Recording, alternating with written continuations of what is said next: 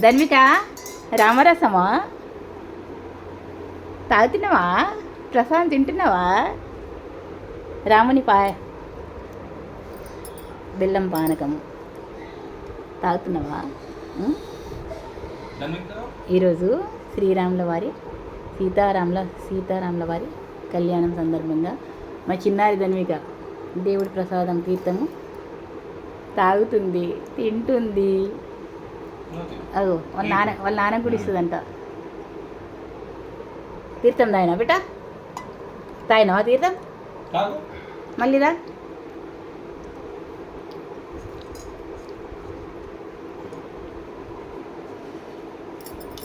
Wow బాగుందా?